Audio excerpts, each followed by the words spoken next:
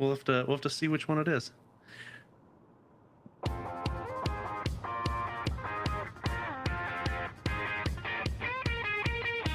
This is Wise and Nerdy, where fatherhood meets fandom, baby.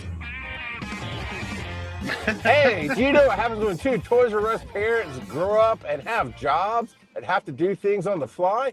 You get Charles in the car and Joe at the desk. How you doing, Joe? Doing good. You suddenly became a lot quieter during that. I hope it came out over well on the YouTubes. Yeah, But who knows? yeah, who knows indeed. Yeah, so Charles is doing the hustle, do, and yeah, so here we go. Yeah. So what did you want to tell everyone what you're doing or no? No, I just had the patrons got to hear the story. That's true. And the show's gonna be a little short tonight because I've been working a lot of extra things here lately, back to back, and so has Joe, for that matter. So let's give him as much as we can while we have the energy, and jump right into the question of the week. Which, by the way, I did have it in the notes, and I did not announce the question of the week last week for 3 weeks from Sunday. So, but I just got a little excited. Video right for Little Brown Pill, and we did the takeover right after the commercial break. So yeah, whatever Charles just said during that anyway, garbly glook. The question of the week gook. is: if you could have the soundtrack from any game or movie playing as your life's background music, which would you choose and why? That's a tough one. I mean, there's a lot of games that have some pretty stellar soundtracks. But I mean, if you're going just straight diversity, Minecraft has a lot of music in it. But you can also go with like Rock Band and be like, all the music or something like that. Yeah. There's two that kind of get on. One was a movie at first. I kept going. So I'm not a huge game music fan. Like, I've enjoyed games I've played, but I've never been like oh my God, that's the. I mean, I can recognize if somebody plays some music from Legend of Zelda from the games I've played, but I couldn't tell you that's the Gerudo theme or any of that stuff, right? So I started thinking movies, and there's a couple that came to mind, but I'm gonna say August Rush. Oh, and I hope that's good because I don't remember the lyrics and stuff because a lot of it's not lyrics, but it's August Rush is a music movie. It actually has Robin Williams, but he's not the main character, which is really fun to watch him as a side character be in.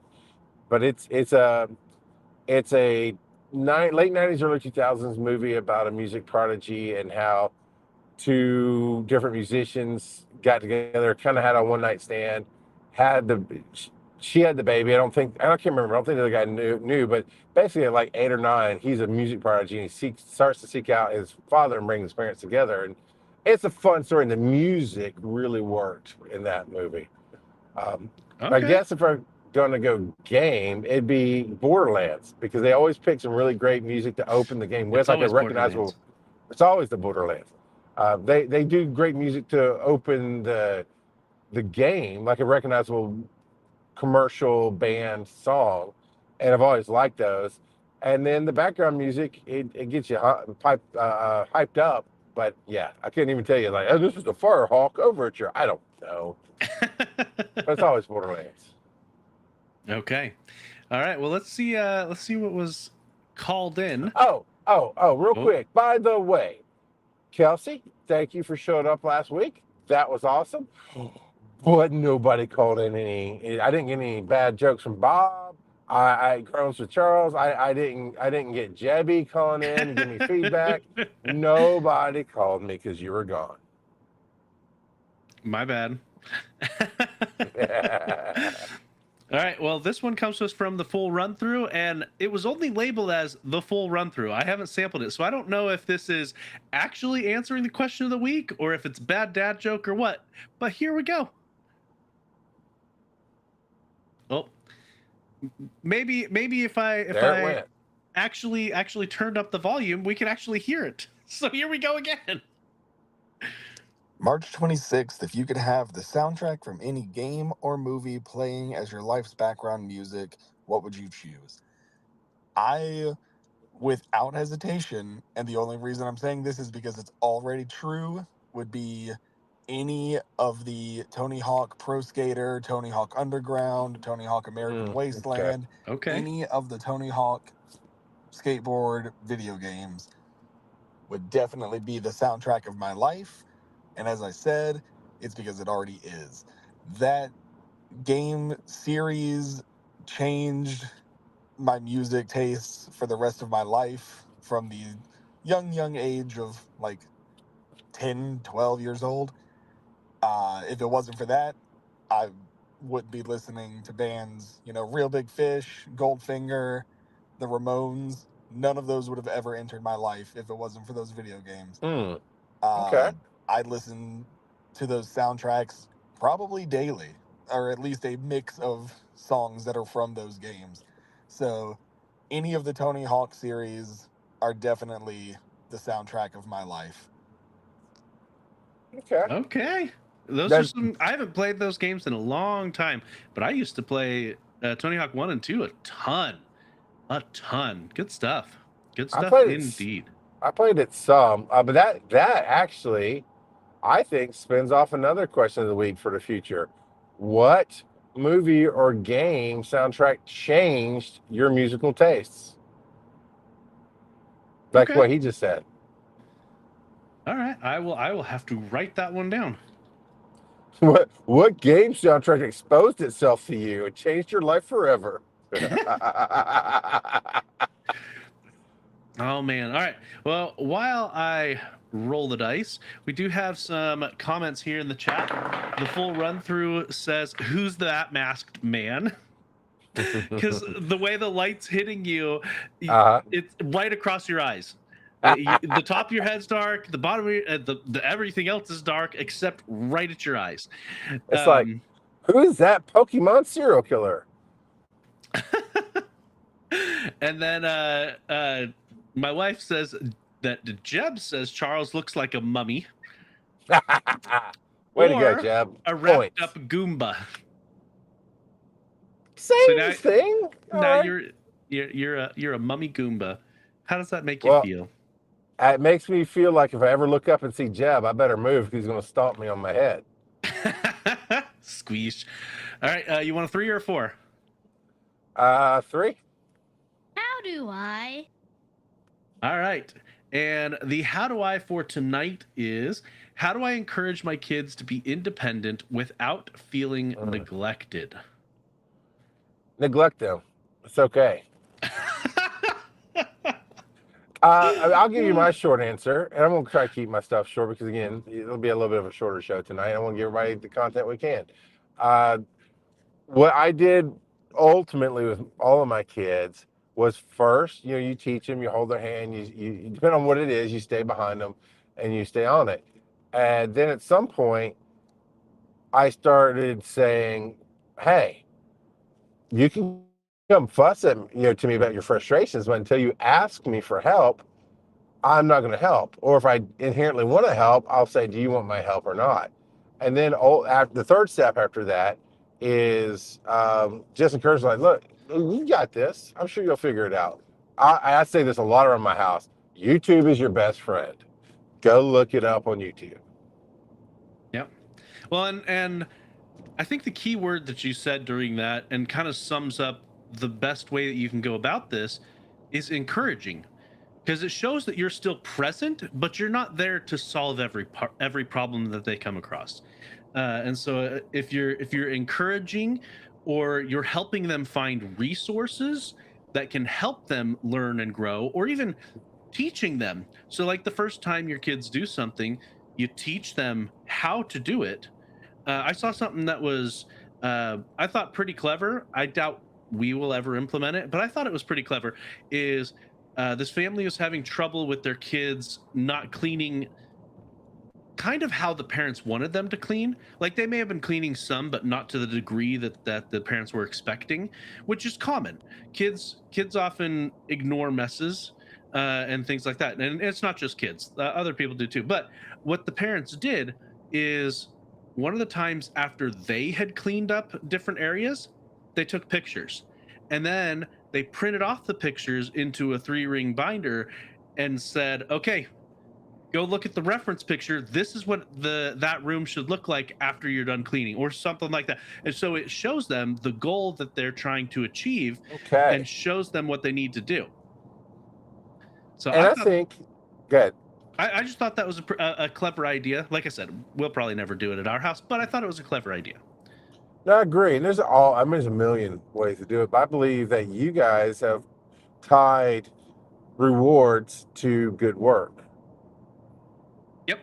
Yeah, and we've tied it to work. We've tied it to reading books, because we want our kids to read more, and I think that's a struggle with a lot of parents, where kids gravitate towards these short form, like YouTube shorts, or just short form content in general. And so one of the things that we did to encourage our kids to read more is we told them that if they're reading something on their reading level where they're supposed to be at, then we'll give them a penny per page, which isn't a ton, except you read a decent sized book for 400, 500 pages. That's $4 or $5 for a book, and they're getting entertainment out of it at the same time. And so and if they read something above their reading level and can prove that they understand it, we increase it to I can't remember what it is. It might be like a penny and a half per page or something like that, but they get more. Or if they read something that's lower, they get less. And so it kind of encourages them to read stuff or even challenge themselves.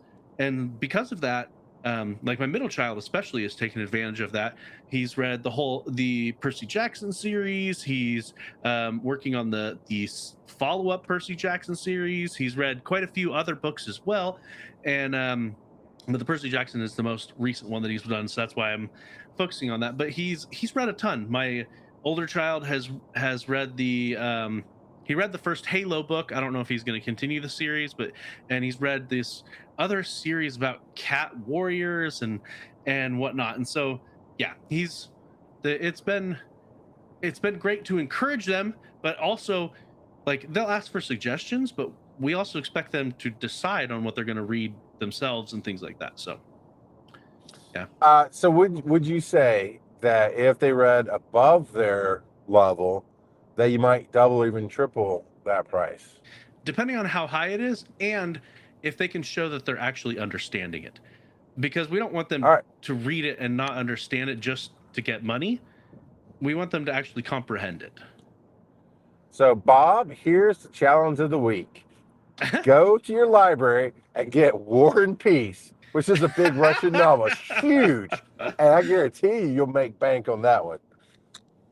Yes, but only if he can discuss the philosophies that are present therein.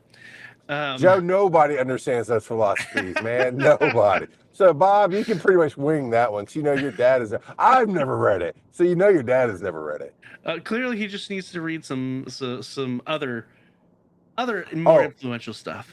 All right, here's the next one. Atlas Shrugged. Go get Ayn Rand's Atlas Shrugged. And if you can understand that, I've read that one. And if you can discuss that with me, I'll throw $10 in the pot. And another way that we've also encouraged them, and our implementation of it hasn't been as consistent as we probably should be, but we're trying to get our kids to help not only plan meals, but help us cook meals too, to teach them how to actually cook. Yeah. Because I've met so many adults that their cooking knowledge is just what they can toss in the microwave. And so we don't want our kids to end up like that. We want them to actually know how to cook various items. And so we're trying to encourage them to be more independent, so they can learn from us. But a couple of times a month, that kid is in charge of, okay, here's the meal, and we need to plan out what ingredients we need to get for it, and we will help them prepare it, but we're going to help them the entire way. They're going to be in there helping us. So that's another way that we're trying to teach them to be more independent, or teaching them life skills just in general. So they don't go to the grocery store and try to find where to buy pasta water from. That was a TikTok the other day, and I'm not gonna get off on my tangent about stupid parents, but I will say what we always do, so it sounds like you're doing, is you get them to do what you love to do, and you make it fun. So my wife loves cooking, so all the kids have gone through and cooked with her and been interested, and then we give them some freedom to do things on their own with cooking, and then we had to really push on the cleanup because that part wasn't getting done. Yep. And then when they do it, man, you make a huge deal out of it in a positive way. Oh yeah, yeah. We my oldest Malachi, he decided he wanted to make loaded potato soup, and he dumped so much garlic in there when I was That sounds good. If it had been like salt or something, it would have been way too much. But garlic, gotcha. It's okay. If you have a little bit too much garlic, it's not gonna kill a dish. It was. It just kind of makes it spicy. If you like garlic, you have to like garlic though. Yeah. Yeah. No, we like garlic, which is good. But yeah, he took it and he just. I'm like, that was a lot of garlic. That was a lot of garlic. Yeah. So. But roll them dice real quick, full run through. Although one wonders if War and Peace would have been as highly acclaimed as it was if it was published under its original name, War. What is it good for? Oh, stop! This is nobody rolled a 6. Get out of here! Get out of here! I just rolled a 6. Oh, crap. Oh. Waka waka, bad dad jokes. All right. We have... Ghost Kurt, is that you? Yes, it was. We have a couple of speak pipes with some groans with Charles. Do you want Devo's or do you want Bob's first? What's option C? Both at the same time, but I don't think anyone will understand that. You know, I'll go with that one. Let's play them both at the same time. We'll get it over with. Rip the Band-Aid. No, we'll play Bob's first. Hi, I'm Bob. And for the bad groans with Charles section, I got a few jokes. What mic technique, Bob. Get on the mic. That cool. Radish. What do you call two monkeys who share an Amazon Prime account? Primates. What do you call a beehive without an exit? Unbelievable. Those are a few bad Bob jokes. See you next week for some more groans with Charles. Also, Dad said that Jebediah's middle name is now Stain. I may or may not be thinking of the hero killer Stain from My Hero Academia. Have fun explaining it to him, Dad. Oh, how dare you assume I've never seen My Hero Academia? I know who Stain is. Thank you very much. How about have good luck explaining to Bob how he needs to sleep with one eye open because Jebediah Stain might come after him in his sleep, okay? Obadiah Stain. Jebediah. Either way, they're Stain. evil. And Bob, I expect better mic technique next time. I need clear on the mic, none of that moving the phone around, making me listen hard crap. All right. All right. Well, let's see if Devo has better mic technique. I have to say, I'm getting a little bit of FOMO listening to Bob and Miss_Ard's groans with Charles. So here we go. Hang on. Why do elephants have the same kind of trunks? Because they're on the same swimming team. And for a belated St. Patrick's Day, when does an Irish potato change its nationality? When it's French fried. And this concludes Devo's groans with the rock demigod king of podcasting. Thanks, Dennis. No thanks, Dennis. And I don't know what it was, but I got texted last week from Devo. Goes, oh hey, so shows I'm going to send you any jokes. I'm like, what, you think I can't play them and handle them? I can be just as salty without Joe as with Joe. I don't need Joe to be salty. So.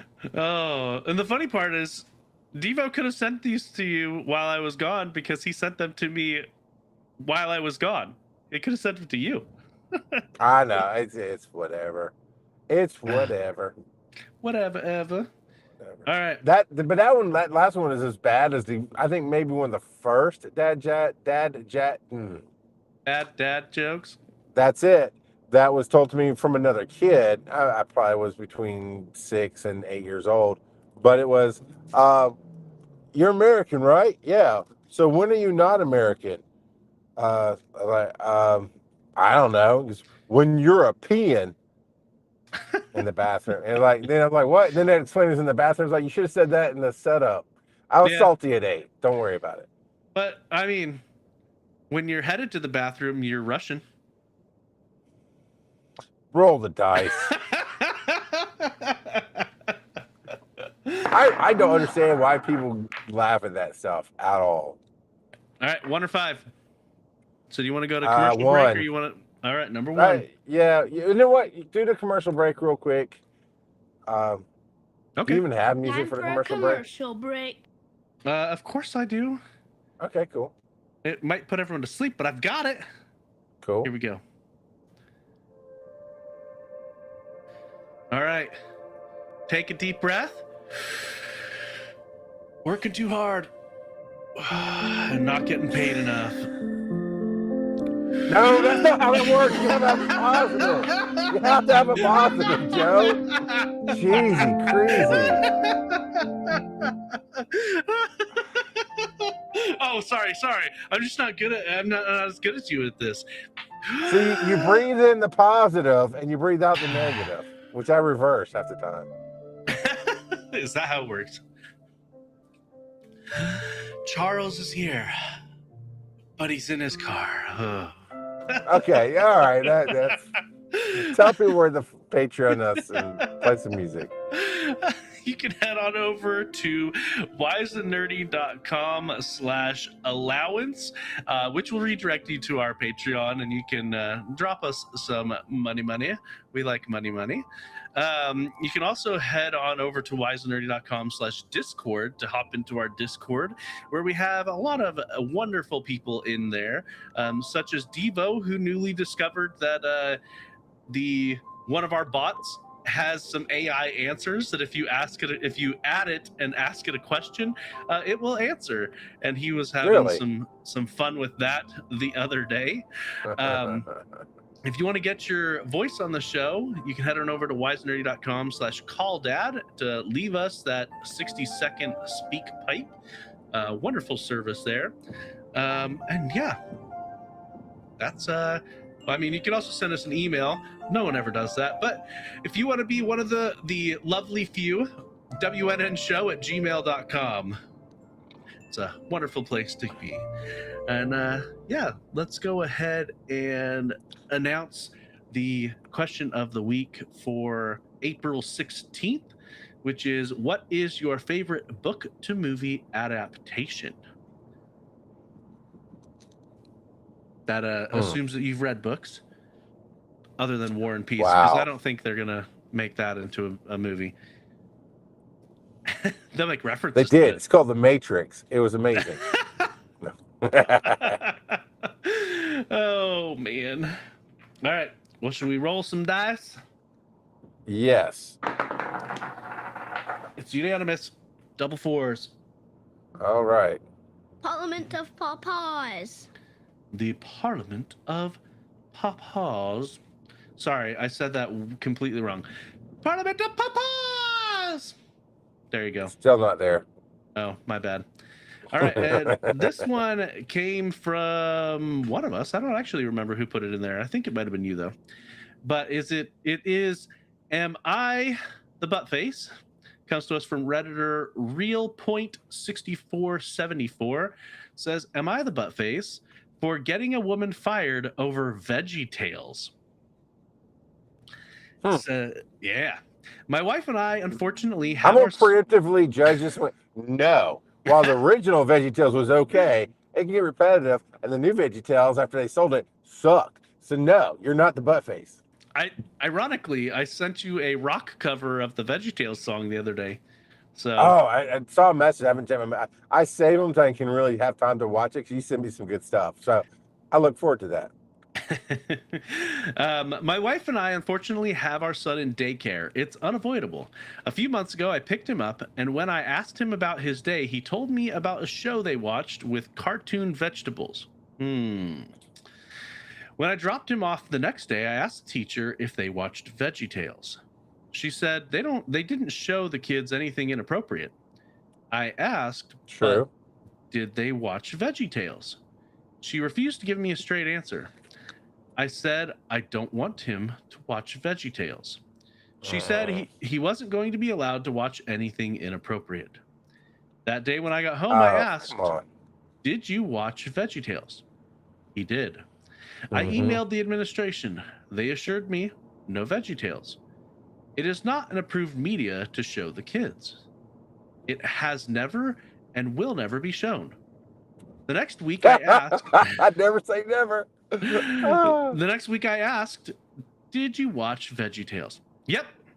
I reached out again, and I'm told maybe my son is confused. Right.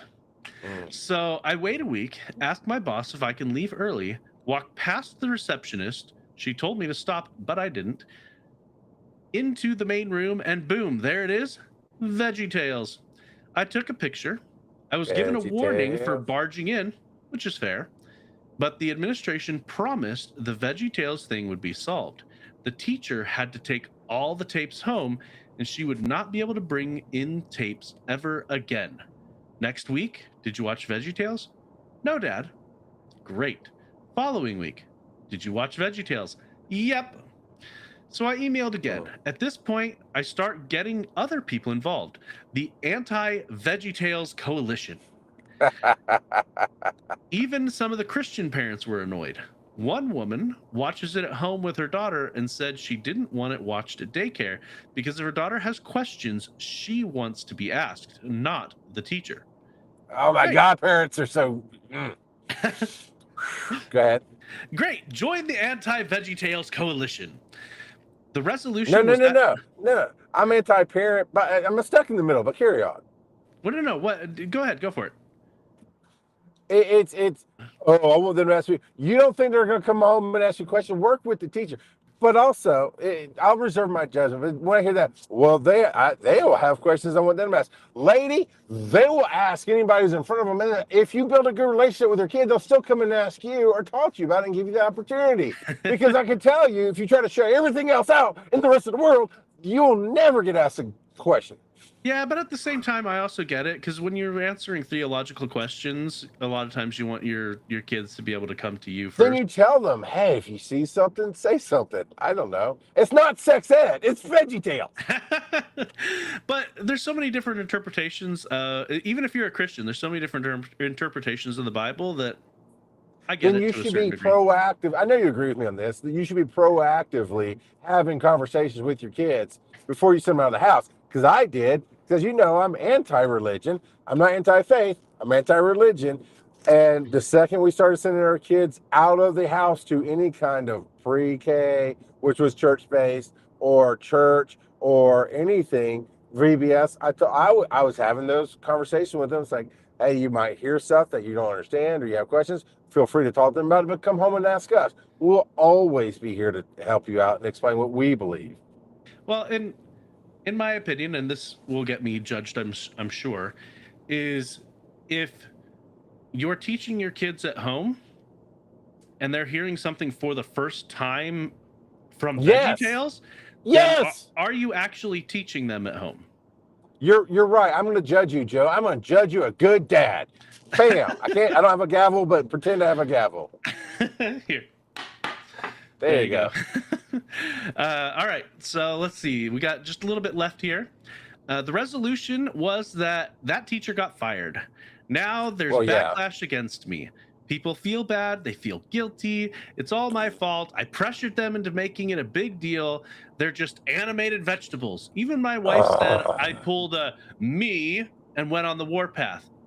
Am I the butt face, or should she have just left her animated vegetables at home? All right, Joe, what do you say? Because I got a fairly strong opinion on this. To me, it's not even about VeggieTales. They are lying to the parents. Agree.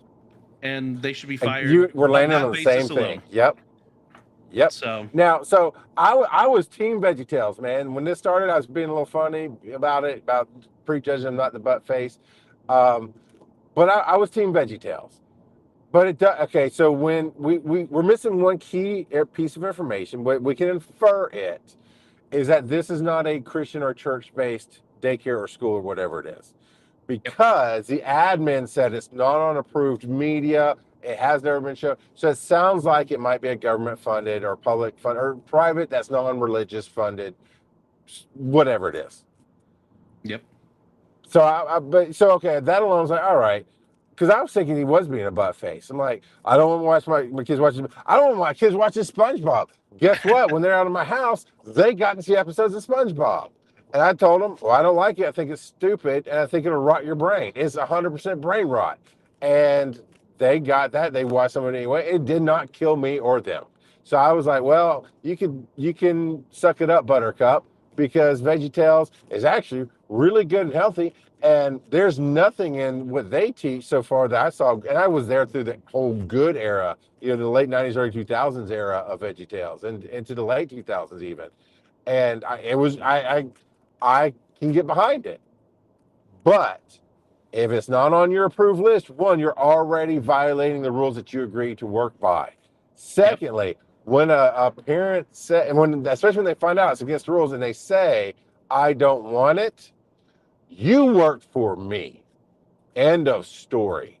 And I would have done the same thing this dad did. I would hope it'd be over something more agreeable than VeggieTales, because I hate that but he's not the butt face. Because you said it best. Not only did she lie to you, the administration there's some gaslighting. I was like, But when he proved it, then they made her take the tapes home. Okay. But then 2 weeks later, it happened again. Now you have the school, you have a problem because she's not even listening to her boss. She has an agenda, and I have a problem with agenda. This is why I hate religion. I have a problem with agendas. That's right. Your meeting better not have an agenda, managers. Have you been? You've been to my meetings. They never have agendas, sir. Yeah, you hear that, cause? No agenda. Yeah. I mean, do you disagree with any? I mean, you might say as strongly as I'm saying, but do you disagree with anything I'm saying? No, this person is not the butt face. Regardless of the content, which I've only watched a bit of VeggieTales, and I actually only got exposed to VeggieTales after I was already an adult. But same, yeah. The amount of VeggieTales that I have seen, none of it was egregious, and about half of it was only tangentially related to Christianity. Like I watched most of it's just good humanity. Yeah, like I watched one that was a spoof. Manatee. You are though. Anyway, sorry. I watched the Lord of the Rings spoof. Yes, and that one was funny with the sporks, and then they run into the elves and they're Keebler elves. They're squashes, I think, but they're Keebler elves in the trees. Yep. Oh man, yeah, no, that was there's so much wholesomeness to it. That, I mean, I think they always have a Bible verse. Sure, whatever. Yeah. I'm sorry, you're going to be more uptight about a Bible verse than you are about how prolific. And I swear, by the moon and the stars in my eyes, I use 4-letter words a lot, right? But our society today is very 4-letter word fluent, right? Yep. In public, on FaceTime, they're just, people. So you're more worried about a Bible verse, because that's really it, if you think about it. Because some of it is like pray to God, whatever. Sure, just explain to your kid whatever. I don't know if he hates Christianity or if he hates VeggieTales, whatever. But talk to your kid. But a lot of it is just be a good human being. And most of the songs had nothing to do with the Bible. My favorite cover song that is out there is, I think Audioslave did it, which is a Christian band, but it's Where's My Hairbrush? It's this very grunge version. Is my hairbrush?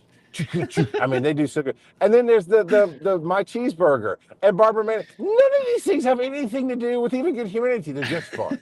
The pirates Yep. who don't do anything. You know, there's no moral in that. They just don't do anything. It's so yeah. I was team VeggieTales on this, but this my biggest problem with society is that pushback. They feel bad.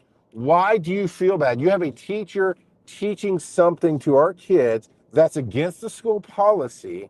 They lied about it. They were disciplined over it, and they did it anyway.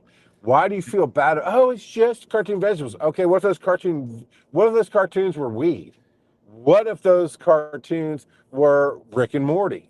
You know, what if they wanted to teach something that fill in the blank you don't like? Wouldn't you be upset? It's not about what it is, it's why it is.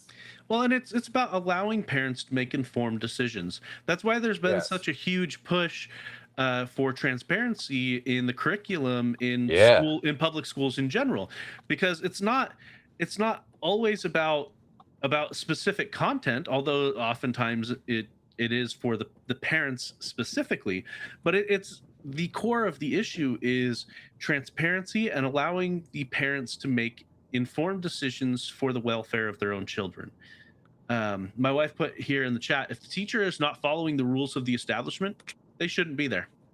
Yeah. And the full run through says, I judge thee, not the butt face. Yeah. So we have concluded, not the butt face. We're gonna have to dig deep. We're gonna have to find one where they are the butt face, because we almost land on every time some good. It's really about the discussion, right, and the explanation of it all. But it's almost always not the butt face. Yep, we gotta find some real a-holes. All right, Alvin and the Chipmunks. Let's go ahead and we only got 2 more sections left. This is gonna be a short night, and 3 is not either of them. There we go. Got a number 1. But 3's the magic number. What are you nerding about? All right. Well, you put in here my life, but it's not. Okay, so I've been living in chaos. Oh, The chaos. I mean, we're losing you. You still there? Yep. Wait, I think you're back. how about yeah? Oh, now? Yeah, Now. you're back. You're good. Now, so I'm trying to be positive, but I'm in my thoughts and everything.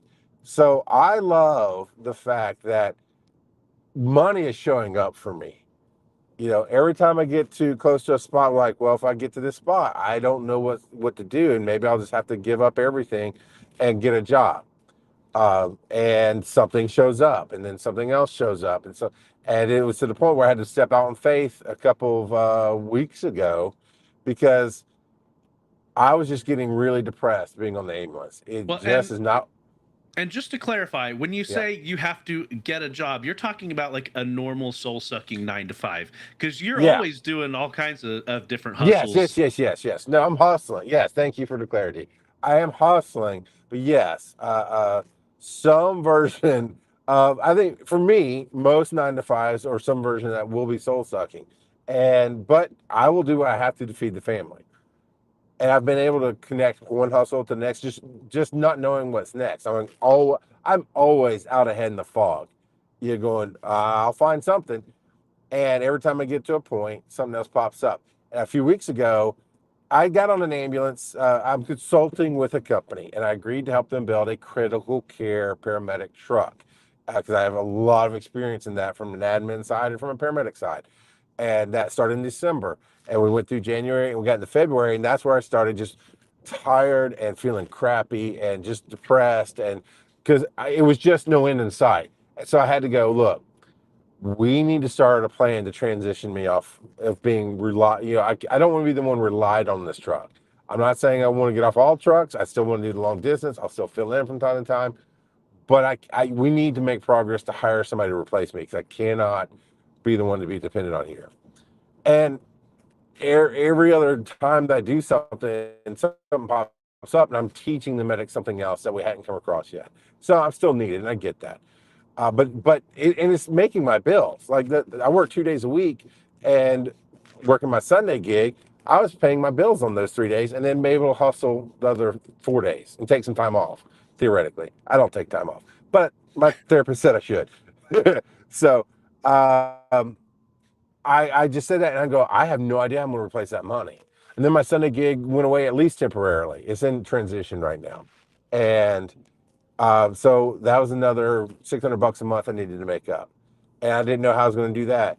And then I got this opportunity that I started working today where I'm making a lot of money. And it's giving me downtime while I do it to work on my computer and you know, like I got the studio ready for tonight. I got some other things handled.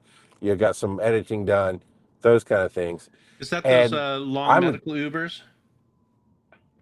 No, it's a patient advocacy thing where I sit in the hospital and communicate with the family who's not around and explain that, you know, translate between the doctor and them of what is happening and give them just communication. And Okay. and then feeding back to the hospital going, hey, we want to try this instead. You know, that kind of thing, being a patient advocate. Okay. Um, So and it to came help through the patients make the more informed consultation that I was decisions then? doing with the ambulance company. Yeah. And in this case, it's an ICU patient. And a lot of times, like if your mom or dad were in ICU, one of your family members would be up there all the time, right? That's normally how that works. But in this case, the family is spread out across the nation and they have the money to pay somebody to do it. So I get to be a part of the team that does that. But the reason I say, you know, I'm happy about it is because the other day, maybe even yesterday, I was thinking, man, I'm okay today. I'm not great, but I'm okay. But I'm like up to my neck in water is what I feel like. And then I thought about that. It's like, you know, I'm tired of feeling like that. I'm tired of feeling down. I'm tired of feeling negative. So I was like, you know what? I started writing a book that'll never get written in my head. It's like, How to Walk on Water. Chapter 1, first realize that you're underwater. Chapter 2 is realize you can breathe underwater. Chapter 3, then you realize you can do anything. You don't even walk on water. Now you're in the Matrix. And it just helped change my mindset for the day. And So now that's you're why I'm Aquaman. nerding out about my life, but it's not. Yeah, but now, yeah. Now, so the reason I'm nerding about my life, but it's not, is my life is really tough right now. It's chaotic. I literally don't know one gig to the next, what's going to happen next. But the pattern that's held for the last really 7 or 8, 9 years, 10 years even from the first hustle is money will show up for me. And it's hard to believe that when you cannot see even 2 steps ahead of yourself. But I believe it and it's working and I'm happy it's working. So that's really what that was. Okay. That hustle lifestyle. It's not for everybody. Ram Kid put in here, sometimes Charles is just a blue dot. Are you feeling a bit blue, Charles? Because when there's no lights on you, it's just the blue dot from the microphone that we can see. That's awesome. Yeah. No. You know what? I feel like that blue dot. Like I feel like my life is in the darkness, but I can see the blue dot. So we're gonna be okay. As long as it's not an anglerfish, you're okay. What's your nerding out about, sir? I am nerding out about spending time with the family. Heck yeah.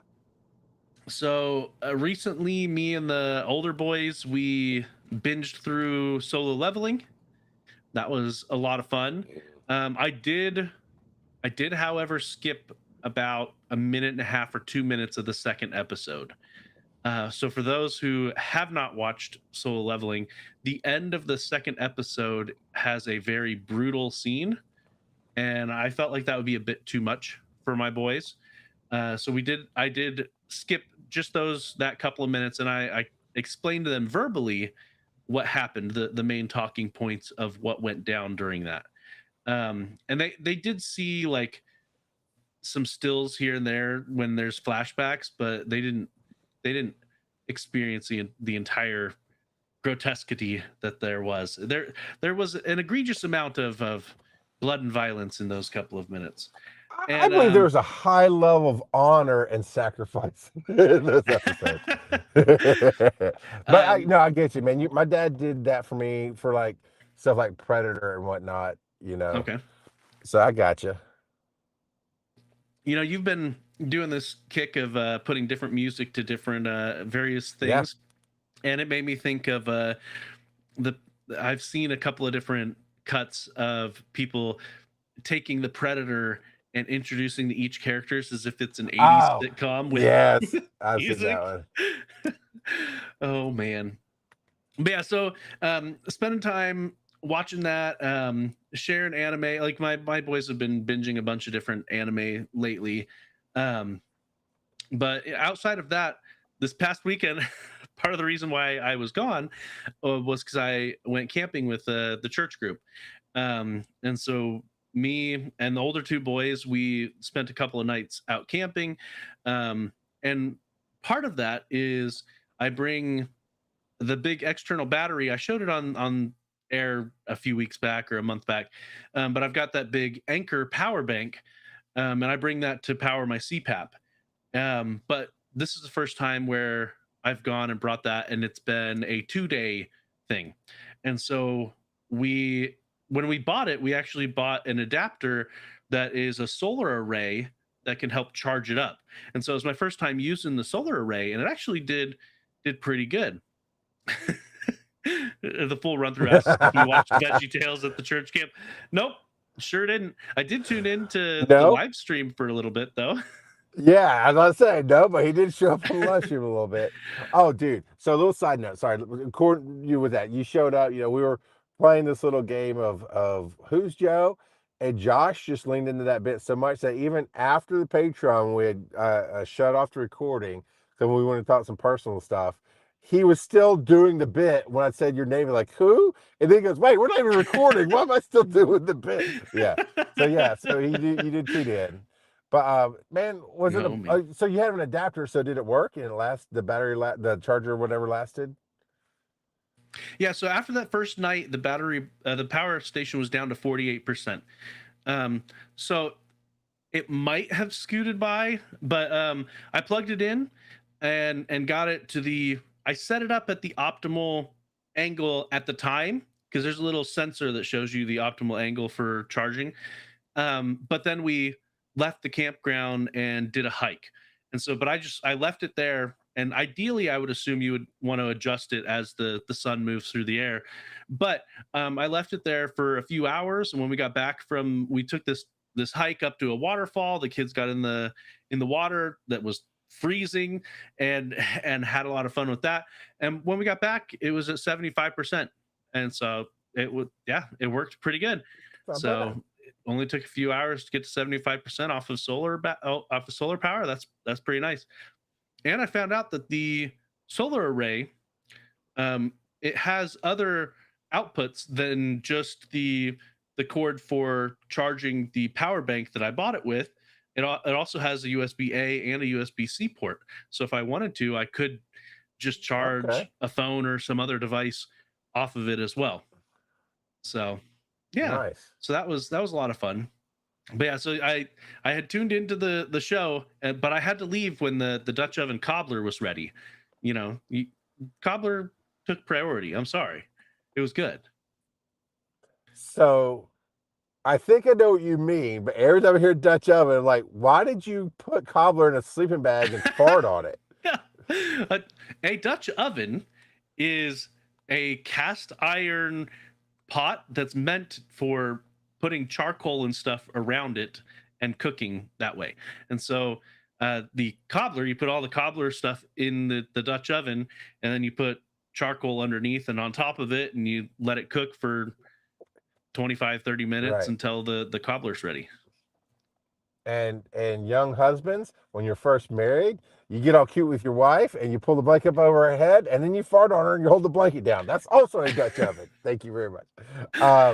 Why is it is always peach? Why can't it be apple cobbler? It is always peach. Like in my experience. Actually made two. One of them was peach. The other one was apple. It was apple cinnamon. It was really good. And how dare you pass homemade apple cinnamon cobbler for peach? You were just complaining about why is it always peach, and then you're complaining that I didn't eat the peach or that I had the apple. No, I'm complaining that you didn't eat the apple. You said you left for the peach. No, I left for the apple cobbler. I ate the You said peach. So they made peach and apple. I ate the apple. Hey, full run, random kid, roll the tape back. I had to get off the show for the Dutch oven peach cobbler. See, it was on the tape. Anyway, so okay, nobody cares about your experience. We want to know your boys' experience and your experience with them, making memories. Oh man, so we had a lot of fun. We played a lot of verbal games around the campfire, like we played Mafia and stuff like that around the campfire, and then the hike was a whole bunch of fun. Like I said, they went swimming at the waterfall. They kept challenging each other to go under the waterfall, and I took a whole bunch of pictures with that. Actually, speaking of pictures, my iPhone, the new one, has a night mode on it. And so I didn't realize that the flash was off and it defaulted to night mode. And I took a couple of pictures with that. And I was like, and then my boys were like, did you take a picture? There was no flash. I was like, oh. So I turned on the flash and I took pictures with the flash, and I'm like, huh, the ones without the flash look more natural. And so that it looked way better. Yeah, that was pretty cool, taking pictures at night with that on. And so yeah, we had a lot of fun. What the second night, some of the adults put Bob up to taking some of the leftover hot dogs, because we had just roasted hot dogs over campfire like you do, taking that and putting it at the edges of specific people's tents so that animals would come and bother them in the middle of the night. And Bob did not hesitate. Bob was all about that. The next day we heard about animals getting into people's candy and stuff like that, because they had come, I assume, because of the hot dogs, and then found more than what they originally had shown up for. But yeah, there was one evening where we were trying to let the youth, anyone anywhere from 11 to 18 is the youth for this church group. And we were letting the youth try to start the fire, and they had some coals from the morning, so it wasn't completely dead. Like if you threw some leaves in there, they'd spark up. So it wasn't like they were starting it from nothing. And so one of the boys, I think he's 16 or 17, was trying to get a fire going, and he was trying, and he kept trying and trying, and I look at him like, you do realize that the wood you're using is wet? And he turns to me, oh no, I only took the dry pieces. I'm like, okay. So this is wood. Does he seriously think wet means like wet? Apparently, but to the touch wet? Okay. But I mean, until you learn, you don't know that's not exactly what that means. Well, because the previous day, one of the other boys had pulled a dead tree that was rotting and pulled it over to use for campfire, and it, like when you got into the inside, it was all mush basically. And so that's what they were trying to use to start a fire. Now, using it to put onto the fire after it's already going, because then the fire itself can dry it out. And then dry it out, right? To get to the point where it'll light. But starting a fire with it, no, that ain't gonna work. And so I sat there, because we were trying to let them be independent, and so I sat there and I watched him, and I watched him, and I watched him, and after about an hour, he finally gave up. He's like, "Nope, I can't do it." And so after that, I went into the woods and grabbed a whole bunch of stuff that was dry, brought it over, and we got a fire go. Like the adults got a fire going within 15-20 minutes. And it's fine if you didn't. It's not everybody's job to educate every kid. But did anybody take time afterwards to say, it's not just wet to the touch, but if you go and pull down a fresh tree branch and it bends, that's wet, because trees and living things have water inside of them. So you really need to be that snap so you know it's dry wood. Did anybody try to help educate him on that? I don't know, actually. We really ought to. I don't know if I would have either. I'm just asking. But yeah, no, I mean, we did tell him that he was using, like I told him, he was using wet wood and that it wasn't going to catch. And I also, while he was in the middle of making it, I kept telling him, because he was trying to, the wet wood was big, like it was large pieces. And I kept telling him, like, you've got to find smaller stuff that'll get the fire starting before you move on to the bigger stuff. And so he he wasn't having it. He wasn't listening, and Yeah. but we let him keep trying, keep going, and I he never said we were cheating, but I also, because he kept trying to use like a paper plate to waft air into it to get airflow, whereas I went over to my tent and grabbed one of the battery powered pumps that we used for the air mattresses, and I used that to just blow air all over it. It lit up real good, and I brought over a whole bunch of smaller stuff. I put the what you do, you put the small stuff down, and then you get the little bit bigger and a little bit bigger, and you build your little teepee mound area, make sure you got plenty of flow, and then you put the bigger stuff in. And so we ended up doing that. And actually that same night some other families came with some of their younger men. So we started off as just the young men, 11 to 18, and then some families came the second night with their younger kids. And one of the guys came, and he was making tinfoil dinners, and he put it in there, but he kind of put it off to the side. And I was sitting there like, that's kind of weird, but I mean, I guess maybe he knows what he's doing, especially because he left it in there for like 40 minutes. And I'm just like, okay. And so I'm like, when is yours going to be done? Because we were waiting on everyone to finish cooking before we added more fire to it for s'mores and stuff like that. Yeah.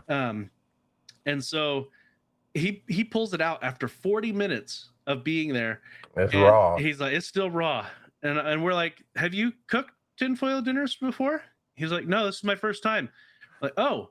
Well, y'all have to help him. Lay some hands on him. Pray for the man and then teach him. Put it in the hot fire. And that's what we did. We put it back in the fire. We're like, look, you got to put coals on top of it, and preferably beneath it as well, to get heat on it. And we asked him like, well, did you double wrap it with your tinfoil? He was like, some of it. He's like, oh, because you're supposed to double wrap it so that if it rips a little bit, you're not losing all your food. Nash. Yeah. And so he's like, I think some of it's double wrapped. We're like, okay, well, we'll just have to be extra careful with how we go about this. It should be all right. And so we put it in there. We put coals in there. We're like, okay, you said it was raw. Give it, 10, 15 minutes, because it's been in there. It's not like completely cold, because it'd been in there for 40 minutes already. And so he left it there for 15 minutes. He pulled it out, and bam, he was like, that was amazing. It tasted so Bob, good. Your like, uncle. Awesome. And then to show everybody up, the last person to cook walks over, sets up a few sticks to hold a cast iron skillet on it, and he drops a lob of butter in there and just throws 2 steaks in there and just starts cooking steak on the fire. It's like, dude, and we got plans, man. We don't need all that mess. No, had an hour to do that. No, he waited for everyone else to be done, and then he took care of it and whatnot. But yeah, it was just a ton of fun, a lot of fun, just spending time with everybody. And during the second day is when we got news of Chuck Norris passing. And so that night, everyone was going around telling different Chuck Norris jokes, and whatnot. And so it was fun. So, but yeah, let's see. Full run through says, speaking of church, we used to have a pastor who would get super into a sermon and would end a segment with, if that don't light your fire, your wood's wet. Speaking of segments, how many more we got left? We have one segment left. One segment indeed. It's Daddy, Tell Me a Story. What's the story? 'Cause I don't know if I have it in me. It's one from me, and it's a relatively short story, so we're okay. good. So, all right. What I put in the notes is my teacher taught a lesson with no pants on, and I've hinted at this story a couple of times. So I'm in middle school, 8th grade, and my science teacher, he's a bigger guy, and he would occasionally play music and stuff like that, but he was always up and involved in the class and everything. But this class session, he was sitting at his desk, and he's kind of shuffling everyone to their seats. So it was a little unusual. We're like, Mr. Cuff, are you okay? And he tells everybody, look, everything's gonna be all right. Nobody come back around my desk because I'm not wearing any pants right now. We're like, what? That's worse than VeggieTales. I'll just say that. That's worse than VeggieTales. and so we're just like, you're not wearing pants? And he's like, no. So he's like, when I went to lunch, they ripped, and I took them off and I gave them to the home ec teacher, and nobody come on this side of my desk. And we're just like, okay, all right. Man, he had some weird moments, this teacher, because there was this incident with the no pants. He was actually the same teacher I mentioned a few episodes ago when we were talking about the perfume bomb. He was the one where he brought in a whole bunch of different scents, and I put my nose up to it just because the scents were so overwhelming. Not that they were bad, but is the same science teacher. There was another time where he electrocuted the whole class, but I mean that's pretty normal. Where no, it's not. No, it is not. No, so he had all of the kids. I want your kids to hear me clearly say it is not normal to electrocute a class for any version or reason. It's not like it was a high level amount of current. It's where any level. What'd you do? It's where all of the kids were holding hands around a conductor, and the two that were closest to it on either end of the circle put their hands on it, and it was to show that when the electricity is distributed, the effect on an individual is minimal. And so I was talking about how our bodies are natural resistors to electricity,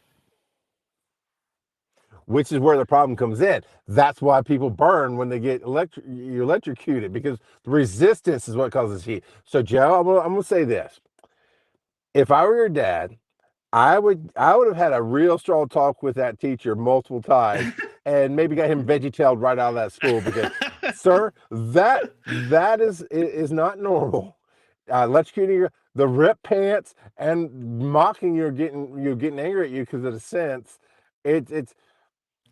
That was a bad year for you. You might need to talk to somebody about that. See, when we have trauma in our lives, we first joke about it, and then we start going, oh crap, maybe it wasn't funny. Man, I mean, where are my pants, bra? Where are my pants, bra? Anyway, now I'm curious. I'd have to find it, but I've got an eighth grade yearbook. I wonder if he's in any of the pictures. But anyway. He was a character. He was a character indeed. No kidding. No kidding.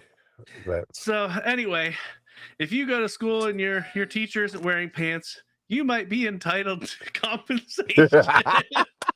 Call Mark Licking Associates. And with that compensation, head on over to wiseandnerdy.com/allowance and give us a piece. All right.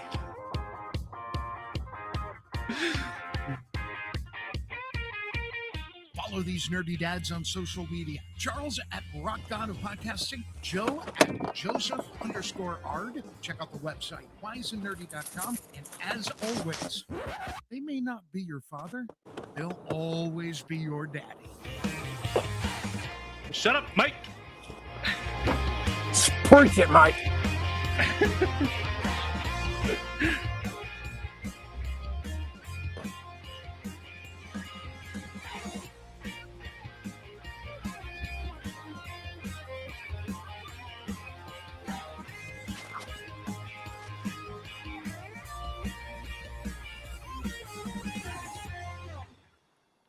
Bam! I have no idea what you just said. I saw your face moving. I tried to give the last tagline of the show before you hit end 3. It was like, seriously,